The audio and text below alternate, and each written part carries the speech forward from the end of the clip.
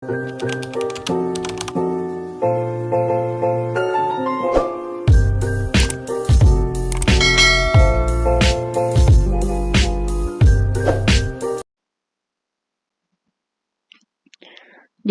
Mafia Tampan bab 58. Ima senang karena Nick meminta pendapatnya. Jujur aja aku belum kepikiran. Tapi kalau bisa sih jangan sama kayak panggilan kamu ke orang tua kamu. Nanti kita cari nama yang lain aja. Gimana? Usul Ima. Dengan senang hati. Apapun yang kamu mau, aku nurut. Jawab Nick sambil mengedipkan sebelah matanya. Ih, kamu mah. Kan aku jadi enak. Ucap Ima malu-malu. Ya udah kamu mandi dulu sana. Nanti ketinggalan zuhurnya loh. Ucap Nick sambil mengusap kepala Ima. Iya, sahut Ima. Ia pun langsung beringsut turun dari tempat tidur. Namun saat hendak berjalan ke kamar mandi, ia balik badan. Kenapa? Tanya Nick heran. Ima tidak menjawab. Ia langsung mengecup pipi Nick kemudian pergi ke kamar mandi. Nick pun langsung sumringah. Ia sangat bahagia melihat sikap istrinya itu. Pelan-pelan sayang, nanti jatuh. Ucapnya. Makasih, sahut Ima. Ia mengedipkan sebelah matanya saat hendak masuk ke kamar mandi. Nick pun tersenyum melihat istrinya berjalan dengan percaya diri tanpa mengenakan busana. Beruntung kaca jendela kamarnya menggunakan kaca film satu arah, sehingga orang dari luar tidak akan dapat melihat ke dalam. Kalau begini caranya, aku rela kamu hamil tiap tahun, gumam Nick. Ia senang dengan perubahan sikap Ima setelah mengandung. Nick menunggu istrinya di sofa. Ia seolah tidak ingin melewatkan momen kebersamaan mereka begitu saja. Meski begitu, ia tetap mengecek laporan pekerjaannya melalui tablet. Saat Nick sedang serius, tiba-tiba ada telepon masuk dari Joe. Telepon terhubung. Ya, Assalamualaikum, ucap Nick. Ia hampir lupa mengucapkan salam. Waalaikumsalam, bos, jawab Joe kikuk. Ia belum terbiasa mengucapkan salam. Ada apa, Joe? Tanya Nick. Mengenai bisnis lama kita sudah diambil alih oleh anak buah bos yang ada di luar kota. Dia siap untuk menghandle semuanya. Jadi apa bos akan lepas tangan atau masih mau menerima margin dari bisnis tersebut? Tanya Joe. Aku tidak kekurangan uang, Joe. Jadi aku mau lepaskan semuanya. Jawab Nick yakin. Tapi modal bos di sana sangat besar. Apa bos yakin? Tanya Joe lagi. Ia seolah tidak rela jika Nick melepaskannya begitu saja. Kamu mau uang itu? Tembak Nick. Bukan begitu, bos. Aku mana berani menginginkan uang bos. Aku hanya merasa perjuangan Anda selama ini sia-sia. Jelas Joe. Tidak ada yang sia-sia jika kita berusaha untuk berubah ke arah yang lebih baik. Aku yakin Allah pasti akan menggantinya dengan yang lebih. Meski sebenarnya aku pun tidak mengharapkan hal itu. Jelas Nick. Ilmu yang ia dapatkan dari Zaki sudah tertanam di kepalanya. Sehingga ia bisa menjelaskan dengan bijak. Tapi kalau kamu merasa berat untuk menyerahkannya pada mereka, sumbangkan saja uang itu ke yang membutuhkan. Aku yakin di luar sana banyak orang yang membutuhkan dan akan senang jika mendapat bantuan. Pintar Nick. Apa bisa memberi sumbangan dari uang seperti itu, bos? Tanya Joe.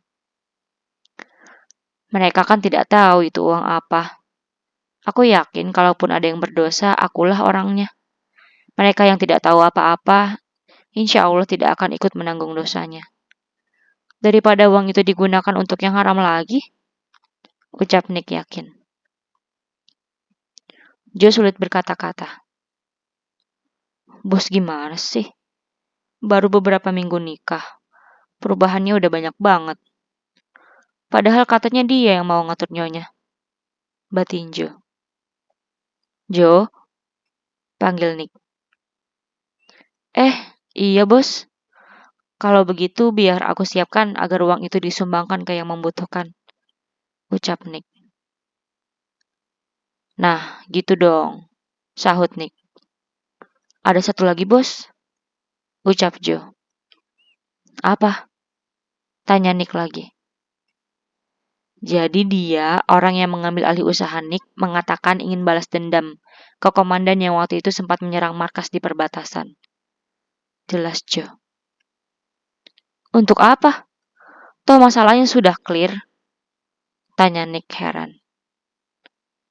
Jadi katanya, komandan itu sempat menyerang markas lagi dan menyebabkan kerugian besar, sebab banyak barang yang mereka sita. Jelas Jo. Katakan padanya, jangan sampai mengganggu aparat keamanan. Aku tidak mau nanti namaku yang terseret, pinta Nick. Aku sudah mengatakan seperti itu, bos. Tapi agaknya saat ini ada orang dalam pemerintahan yang mendukung mereka. Jadi mereka berani melakukan hal itu. Jelas Jo. Nick terdiam sesaat. Ya sudah, kalau begitu kamu tetap pantau. Jika kondisinya semakin genting, aku akan turun tangan. Aku tidak ingin dijadikan kambing hitam oleh mereka, ucap Nick. Siap, bos. Telepon terputus. Kurang ajar. Baru saja mengambil alih usahaku. Sudah banyak tingkah.